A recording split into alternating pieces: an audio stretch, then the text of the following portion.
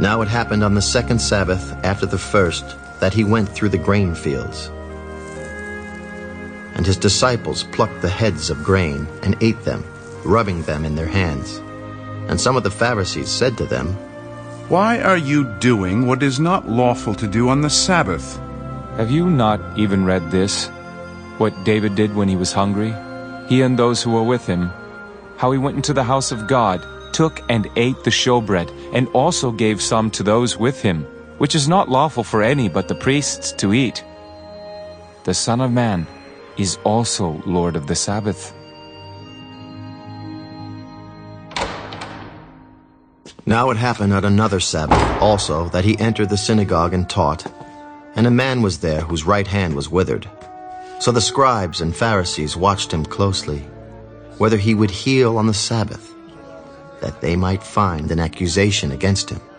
But he knew their thoughts, and said to the man who had the withered hand, Arise and stand here. And he arose and stood. Then Jesus said to them, I will ask you one thing. Is it lawful on the Sabbath to do good or to do evil? To save life or to destroy? And when he had looked around at them all, he said to the man, Stretch out your hand. And he did so, and his hand was restored as whole as the other. But they were filled with rage and discussed with one another what they might do to Jesus. Now it came to pass in those days that he went out to the mountain to pray, and continued all night in prayer to God. And when it was day, he called his disciples to himself, and from them he chose 12, whom he also named apostles: Simon, whom he also named Peter, and Andrew his brother, James and John, Philip and Bartholomew, Matthew and Thomas, James the son of Alphaeus, and Simon called the Zealot, Judas the son of James, and Judas Iscariot, who also became a traitor.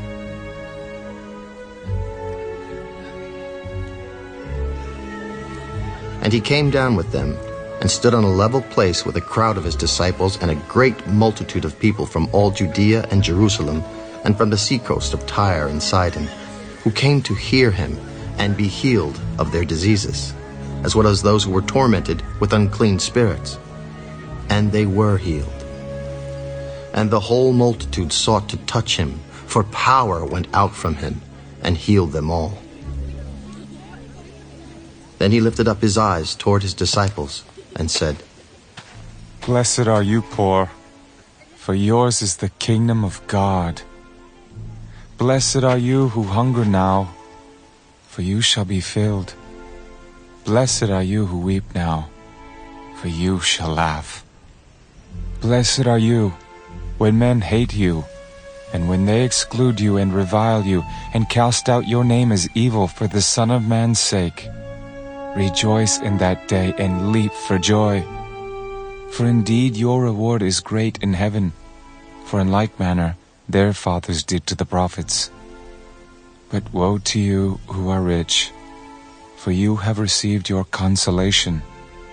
Woe to you who are full, for you shall hunger. Woe to you who laugh now, for you shall mourn and weep. Woe to you when all men speak well of you, for so did their fathers to the false prophets.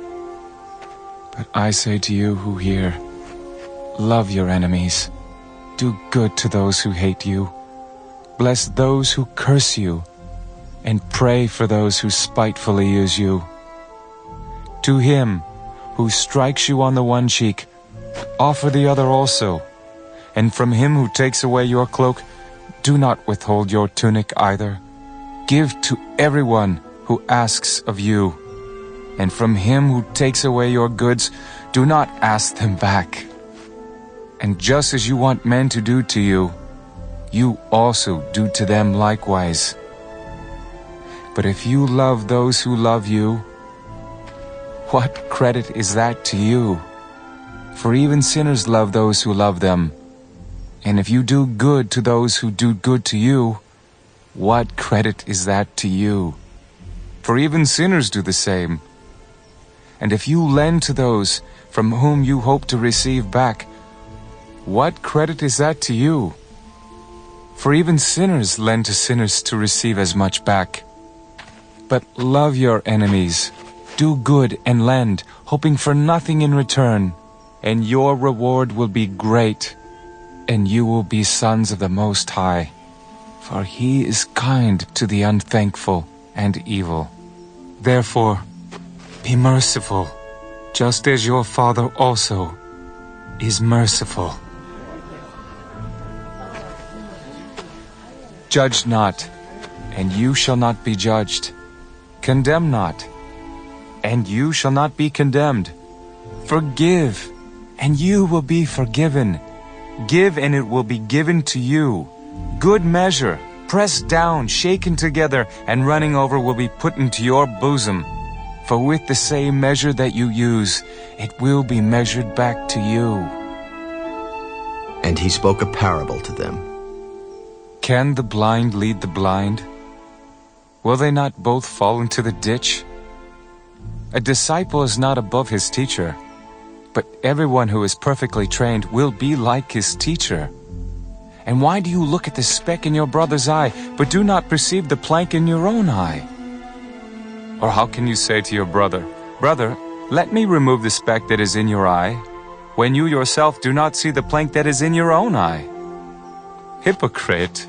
First remove the plank from your own eye, and then you will see clearly to remove the speck that is in your brother's eye. For a good tree does not bear bad fruit, nor does a bad tree bear good fruit. For every tree is known by its own fruit. For men do not gather figs from thorns, nor do they gather grapes from a bramble bush. A good man out of the good treasure of his heart brings forth good, and an evil man out of the evil treasure of his heart brings forth evil. For out of the abundance of the heart his mouth speaks.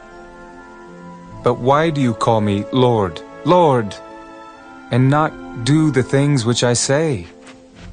Whoever comes to me and hears my sayings and does them, I will show you whom he is like.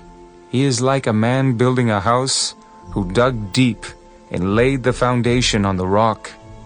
And when the flood arose, the stream beat vehemently against that house and could not shake it, for it was founded on the rock. But he who heard and did nothing is like a man who built a house on the earth without a foundation, against which the stream beat vehemently, and immediately it fell, and the ruin of that house was great.